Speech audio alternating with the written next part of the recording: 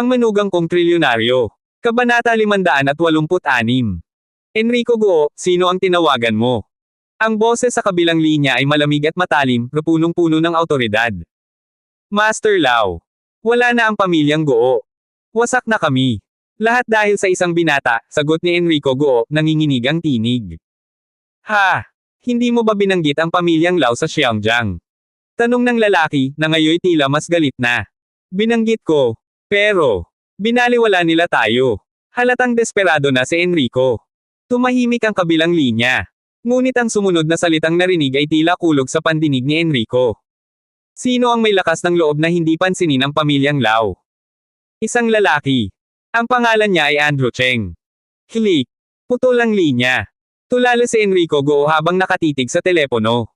Paulit-ulit niyang binubulong, Master Lau. Master Lau. Nagdial siya muli, nanginginig ang mga daliri. Walang sagot. Isa pa. Wala pa rin. Ngunit bago siya tuluyang mawala ng pag-asa. Ring, ring. Tumunog ang telepono. Sinagot niya agad, pilit ang ngiti. Master Lau. Mahina ba ang signal kanina? Enrico Goo. Ibang boses. Mas malamig, mas matigas. Ito si Frederick Lau, katiwala ng pamilyang Lau. Simula ngayon, ang lahat ng ugnayan sa pagitan ng pamilyang Lau at Goo ay pinuputol na. Wala kaming pakialam sa magiging kapalaran ninyo. Muling naputol ang linya. Para siyang binuhusan ng yelo. Hindi siya makagalaw. Pinutol ng pamilyang Lau, ang koneksyon sa kanila. Bakit? Papa, anong sabi nila? Tutulungan ba tayo? Nanginginig na tanong ni Hernan Goo, namumutla. Kung bumagsak ang kanilang pamilya, tuluyan siyang mawawala ng lahat. Hindi sumagot si Enrico, hanggang sa bigla niya itong sinampal, malakas. Kasalanan mo to. Umalangaw-ngaw ang sampal sa buong bulwagan. Lahat ay natigilan.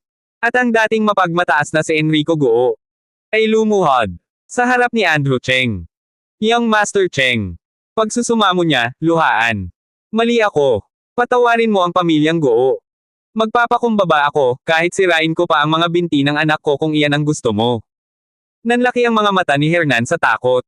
Nangatul ang buong katawan niya. Ang mga nakasaksi ay parang natulala.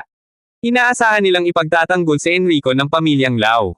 Ngunit iniwan sila. Wala silang ideya kung ano ang laman ng tawag, pero malinaw ang resulta, tuluyan na siyang ibinagsak. Uminit ang usapan. Grabe. Ganito pala kalalim ang koneksyon nitong Andrew Cheng. VIP ba siya ng Hongmen? O mas matindi pa, si Allen Chung araw mismo ang sumalubong sa kanya dati. Habang lahat ay nagbubulungan, si Andrew Cheng ay tahimik lang. Walang halaga ang pagsisisi sa mundong ito, malamig niyang wika bago siya tumalikod at naglakad palayo. Mabilis siyang sinundan ni Siegfried Luo. Si Jenny naman ay napahinga ng malalim, tila inalisan ng tanikala, salamat at hindi siya pinansin ng lalaki. Ang makapangyarihang Enrico Goo ay isa na lamang alaala. Hindi ka panipaniwala. Bulong ng ilan. Maging ang pamilyang Lau ay takot sa kanya. Pagkatapos ng eksena, inabutan ni Siegfried Luo si Andrew. Young Master Cheng, ito po ang iniwan ng matandang Luo para sa inyo. Iniabot niya ang isang maliit na kahon. Sa loob, may sirang jade na tila may kalumaan. Ano to? Tanong ni Andrew. Itinuro ni Siegfried ang isang ukit sa likod. Tingnan mo yung karakter. Lau. Sa jade na to. Natagpuan sa silid ni Claudio Fang. Pinaniniwalaan ni matandang Luo na may koneksyon ito sa taong nasa likod ng pamilyang Fang. Napaisip si Andrew. Naalala niya ang mga combat uniform sa pag-aari ni Agnes Fang. Tumawag siya kay Arthur Ling. Imbestigahan mong muli ang Hongmen Chamber of Commerce. Alamin kung sino ang nasa likod. Subaybayan mo rin ang pamilyang Lau. Pupunta ako sa Xiaojiang sa loob ng ilang araw. Opo, boss. Pagtingala niya sa kalangitan, may malalim siyang iniisip. Pagkatapos ay tumango kay Siegfried. Ihatid mo ako. May kailangan pa akong gawin. Nang gabing iyon, nakauwi na siya. Payapa na si Marian Young. Sa wakas. Mahal ko, bulong niya habang niyakap ito. Ayos lang. Nandito na ako. Pagkatapos ng maikling sandali ng katahimikan, inabot sa kanya ni Arlan Pei ang isang file. Ito na ang lahat. Pero, ihanda mo ang sarili mo. Tiningnan ni Andrew ang file, biglang lumamig ang paligid. Kabanata 587. Binuksan niya ang file. Doon agad bumungad ang isang litrato, isang batang babae, 7 o 8 taong gulang. Si Ashley Cheng. Ang kanyang kapatid. Sunod-sunod ang mga larawan. Mula pagkabata, aksidente, hanggang sa mga kuha sa ospital kung saan puno ng takot ang kanyang mga mata. May mga larawan rin ng mga self-inflicted wounds, at sa huli, isang larawan niya sa kanyang 20s, malungkot pero maganda. Nanginginig ang kanyang mga kamay. Naglaho ang mundo sa paligid. Siya ay buhay. Mahina niyang bulong. Lumuha ang kanyang mga mata. Buhay, sagot ni Arlan Pay. Hindi agad siya nakapagsalita. Parang huminto ang oras. Ashley. Ang kapatid niyang akala niya'y matagal nang nawala. Buhay pala. Pwede mo ba siyang kontakin? Umiling si Arlan. Ayon sa impormasyon. Ayaw niyang makipag-ugnayan sa pamilyang Cheng. Ayaw ka raw niyang makita. Galit siya, sa akin, sagot ni Andrew. Malalim ang buntong hininga. Ang usok ng sigarilyo ay sumingit sa kanyang mga baga, gaya ng sakit na matagal na niyang kinimkim. Lahat ng iyon, ang aksidente, ang sakit, ang lomat, ay dahil sa kanya. At matagal na niyang dinala ang bigat ng pagkakasala. Hindi ba natin siya pwedeng hanapin? Kahit address man lang. Tahimik si Arlan saglit. Pagkatapos ay iniabot ang isang maliit na papel. Foxing Orphanage. Shanghai. Orphanage. Nagtagal siya roon. Lahat ng taon. Mag-isa. Nabuli ba siya? May kaibigan ba siya? Nagmahal ba siya? Sunod-sunod ang mga tanong sa isip niya. Nang gabing iyon, niyakap niya si Marian Young mula sa likuran. Inilapit ang mukha sa buhok nito, humahanap ng lakas. Anong nangyari? Tanong ni Marian, may pag-aalala. Yakapin mo lang ako. Niyakap siya ng mahigpit ni Marian. Narinig niya ang paghikbi. Umiiyak si Andrew Cheng. Si Ashley Cheng ba yan? Tumango siya. Dapat masaya ka. Hinarap siya ni Marian. Hinaplos ang kanyang pisngi. Kung gusto mo siyang makita, puntahan mo siya. Huwag mong hayaan na pagsisihan mo sa huli. Sasamahan kita. Nagangat siya ng tingin. Tumango. Pupunta ako sa Shanghai bukas. Sasama ka sa akin. Kinabukasan, lumipad sila. Iniwan niya si Marian sa hotel, dahil buntis ito. At siya lang ang pumunta sa Foxing Orphanage. Pagdating doon, lumapit siya sa gwardiya. Sir, ito po ba ang Foxing Orphanage? Biglang kinuha ng gwardiya ang nightstick. Umalis ka. Hindi namin ibebenta ang lugar na to sa inyo. Mga demolition team, hayop kayo. Nagulat si Andrew. Sir, hindi po ako isa sa kanila. May hinahanap lang po ako. Sinong hinahanap mo? Ipinakita niya ang larawan ni Ashley. Ito po. Kapatid ko siya. Tinitigan ng gwardiya ang larawan. Tapos si Andrew. Hindi agad nagsalita. Miss Cheng. May kapatid. Nagpaliwanag si Andrew. Sa huli, napapayag din ang gwardiya. Pinapasok siya. Malinis ang orphanage. Masayang naglalaro ang mga bata.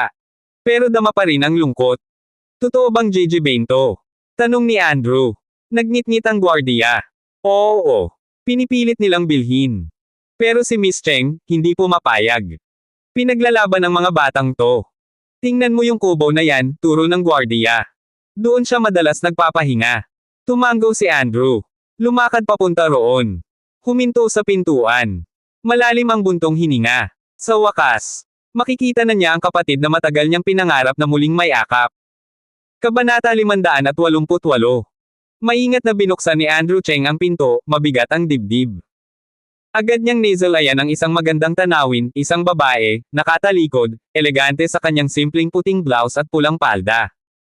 Iniangat nito ang kanyang braso upang ayusin ang mahaba niyang kulot na buhok, isang inosenteng kilos, pero may halong alindog.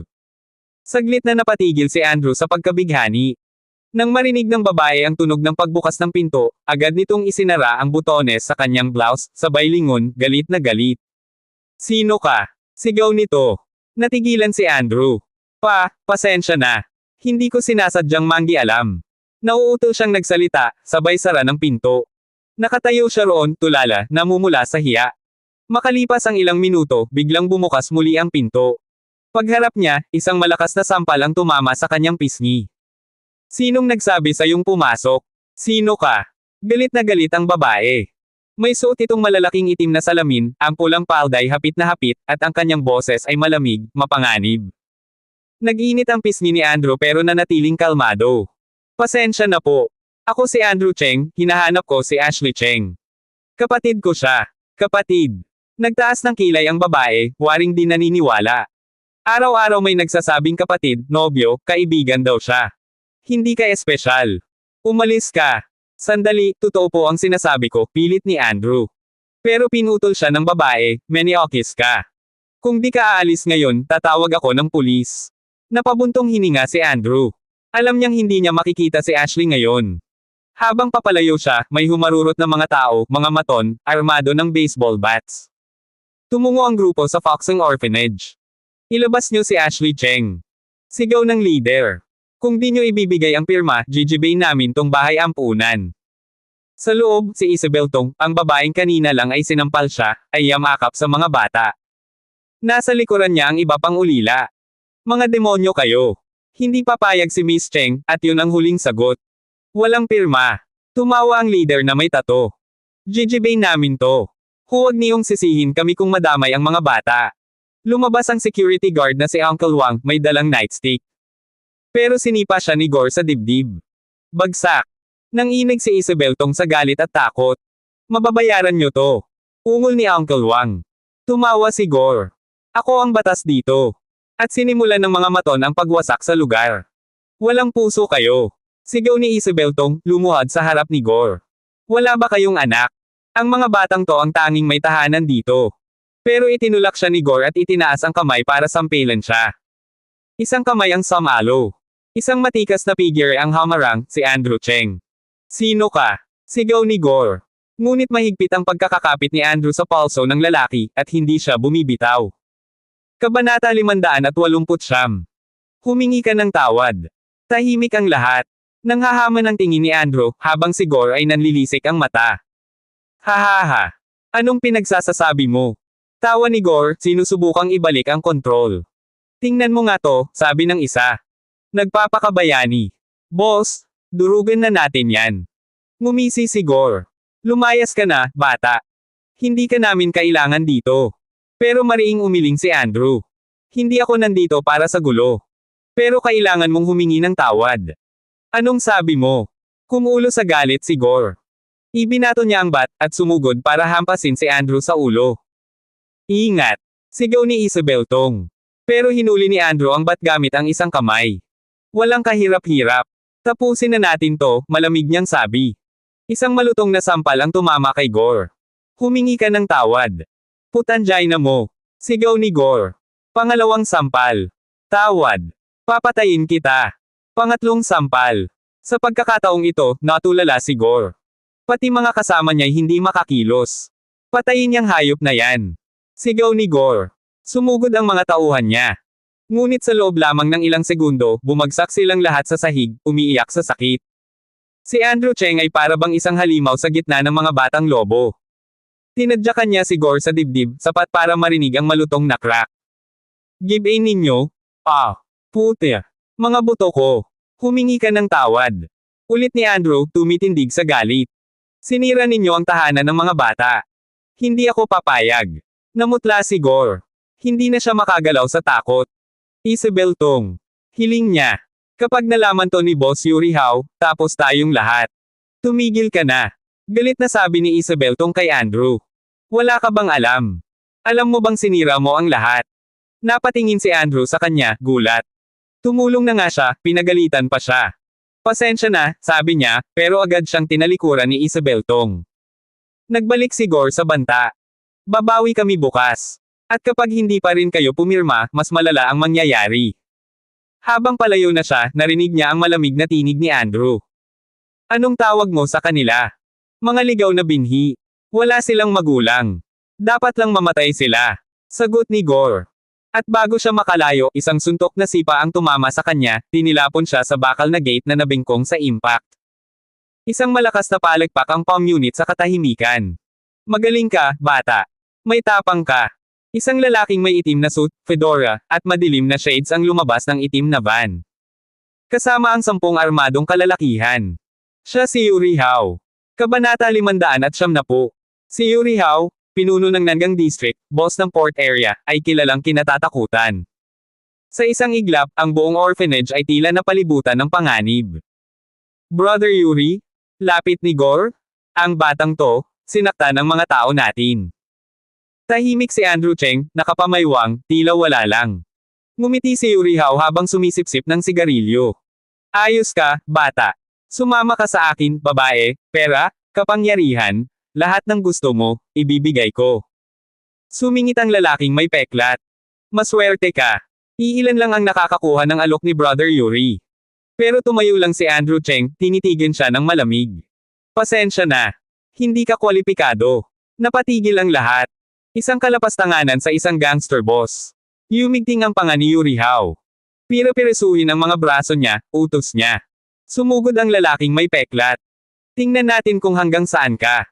Ngunit si Andrew Cheng, walang kahirap-hirap siyang sinalubong. Isang sampal. Isang sipa sa mukha. Tumilapo ng lalaki, duguan ang ilong. Patayin yan. Sigaw ng lalaki. Pero isa-isa silang pinadapan ni Andrew para bang hindi mga gangster ang kaharap kundi mga laruan. Natigilan si Yurihao. Nanginginig sa galit, itinuro si Andrew. Patay ka na. Tatawagin ko ang baye. Ngunit bago pa niya pindutin ang telepono, isang malakas na sampal ang bumagsak sa kanya. Nahulog siya sa lupa. Dinurog ni Andrew ang cellphone. Pumayag ka na, utos niya. Humihingi ako ng tawad. Pakiusap, huwag na. Sigaw ni Yurihao. Pero sinampal ulit siya ni Andrew. Bakit pa? Umiiyak si Yurihao.